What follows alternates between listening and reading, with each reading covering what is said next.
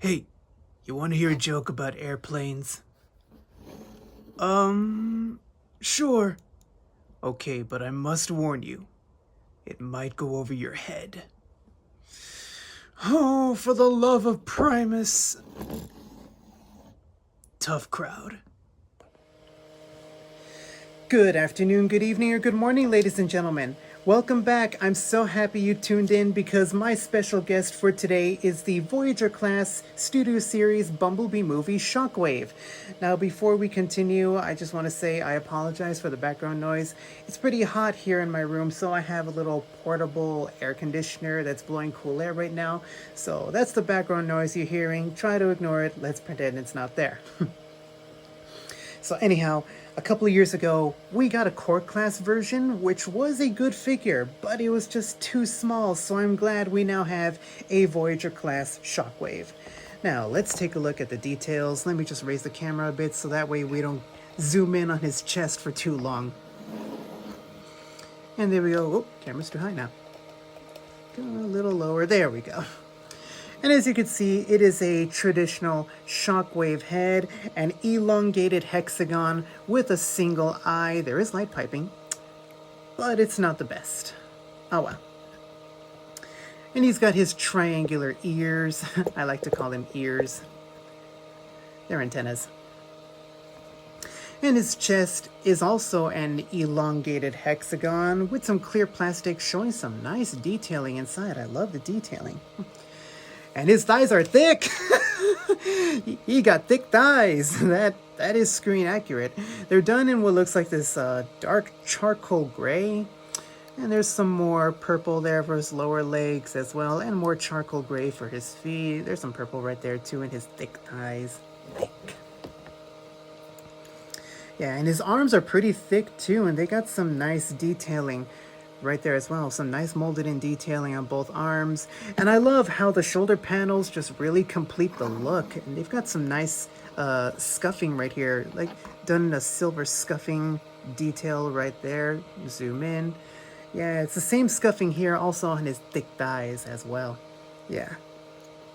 One thing I really love about this figure is how they really went all out with the molded in detailing. I mean, look right here underneath his chest. Looks like he's got some wiring right there, and then right here on the upper leg as well as here to the side of his knee, looks like we're looking at gears and circuitry. I love that. Let's take a look close. Let's take a closer look at that. Yeah, gears and circuitry. And on his back, they even molded in a spine for him. I mean, that is amazing. They didn't have to do that, but they did. I love it. So much attention to detail, and there's very little to no hollowness. Excellent. And here's something interesting. Right here on his right arm, he has an Autobot symbol painted right there. Focus. Not sure how well you guys can see that, but there is an Autobot symbol on his right arm. Huh. It's interesting. I wonder what that's all about. And for accessories, he comes with his arm cannon as well as his hose. Now to attach these, the first thing you want to do is bring out the caterpillar tread, rotate his hand inside, and then close that up. And then the arm cannon will then plug right onto the arm. Wants to fight me. Ah, there we go. And then on his back, there is a hole to plug the hose into. And then we're going to plug the hose right into the arm cannon. And there you go. Now we have completed the look, and the sun's starting to shine on him. The sun shines down on you, Megatron, as Thrust told Megatron and Armada. But yeah, this is how I intend to display him on my shelf. And just like the figure, the cannon itself has some really nice molded detailing. Look at that. Really nice. More charcoal gray and more purple. Just like Shockwave should be. Now for articulation. Let me raise the camera up a bit again. There we go. Now for articulation, the head can focus. The head can kind of nod He can look around. The arms, they can do a full 360 at the shoulders. You got about, yeah, you can bend his arm at a 90-degree angle. He's got a hand swivel there. The other arm can also do a full 360, just be careful with that hose. And he's also got a swivel right here for his thick thigh. You can do a full 90-degree bend at his knees. He can kick forward. He can kick backward. Full split can be done. And he's even got an ankle tiltage. Oh, and let's not forget that waist swivel too, so you can get him in various poses. You can even recreate the scene in the movie where he's like, "Destroy the launch pad! Let none escape!" So yeah, lots of articulation. Now let's do some comparisons. Here he is with Studio Series Blitzwing. And as you can see, Shockwave is pretty big for a Voyager class, and these are both Voyagers. Now if we measure these two by their heads, Shockwave is about, I'd say, half an inch taller than Blitzwing. And here he is with the Core class Shockwave. Let's lower the camera because he's little, he's tiny. There we go. And as you can see, this is a major upgrade compared to this. Don't get me wrong, this was already a good figure in itself. It was just way too small. But he was very cool for what he was. And you know what? He served as a decent base design for this one. And that's why we needed him. And I still love him.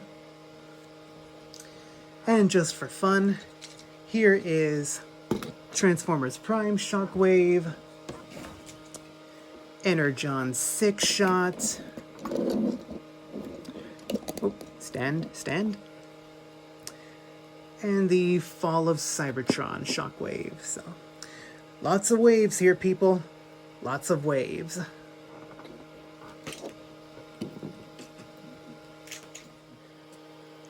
Okay, now let's get him into his tank mode. I always like to start by removing the cannon and the hose first, just to make things easier.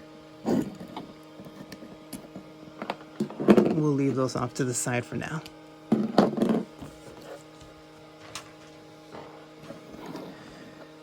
Let me raise the camera up. Okay, first thing you want to do is rotate the other arm, the other hand inside. Open up the caterpillar tread, rotate the hand in, close that up. Then you're gonna want to rotate the forearms back like so. Bring them up, and they will do a soft click right there into the elbows. Bring up the arms, just so you have some room to work. Now, what you're gonna do is you're gonna want to open up the chest, like so. Oh, I'm sorry, first you wanna do is you wanna take the caterpillar treads, extend it out, rotate it up, close that back, extend out the caterpillar tread, rotate it up, close it back in, bring up the feet, bring up the feet. Then you're going to want to bring out his leg like so. Bring out the legs like so, so you have him looking like that, like a frog. And then you're going to want to untab the chest.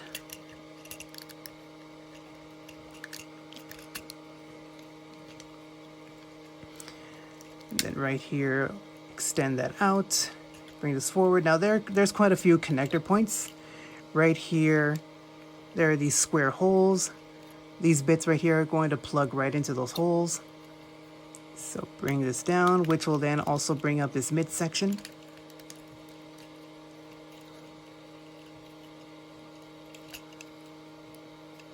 This will lock the legs into place. And then you see those little circle holes right there. Plug those into place. Plug those into place. Come right here underneath, and this piece is going to plug in right into that slot. There we go. And we're all done with the front section. So now we're going to bring up those shoulders like so. Bring the back actually. Rotate the head in like so. Actually, first thing you want to do is bring up the upper torso and it will soft click into place, and then you can push the head inward.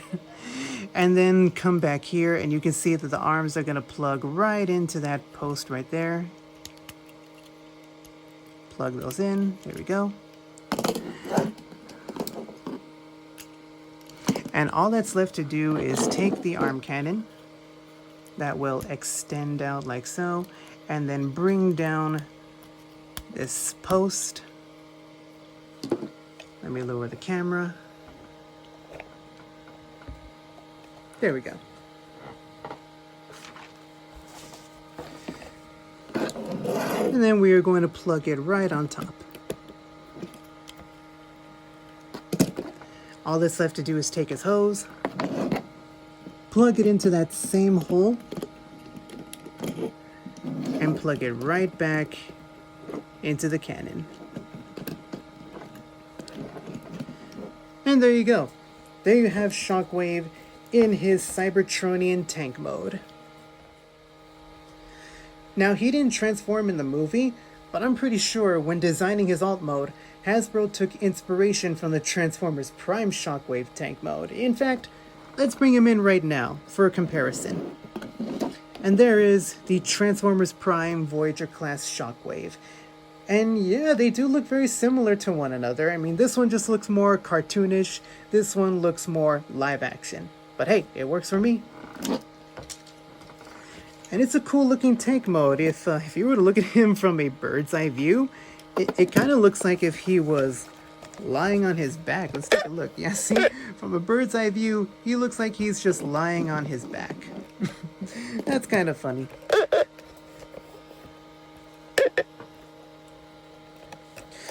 But I've got no complaints about it. I mean, it's a simple looking tank mode, and it pleases me. Now for the articulation in this mode, the tank turret can rotate a full 360. You would just have to unplug the hose in order to do so.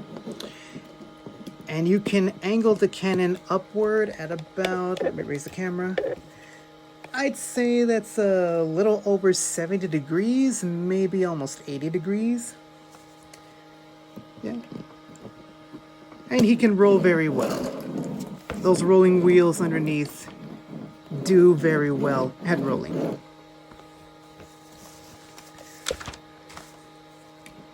So yeah, overall, I think this is one of the best Studio Series figures ever. Robot mode looks amazing and it's very screen accurate. Tank mode looks good too. I mean, the molded in detailing all around is out of this world. He's not too big, not too bulky, he's just the right size for a Voyager. And not only is he aesthetically pleasing, his transformation is clean and simple. Most of us may agree that what kills it for us is that a lot of the figures, they have a complex transformation. You know, when it's a major fiddle factor, it's a chore to transform them. But luckily, that wasn't the case for this guy. He is as close to perfect as a figure can get. But of course, he's not perfect. But there is no such thing as the perfect action figure. If you love him, pick him up. Thank you all for tuning in, and I'll see you all next time. Till all are one.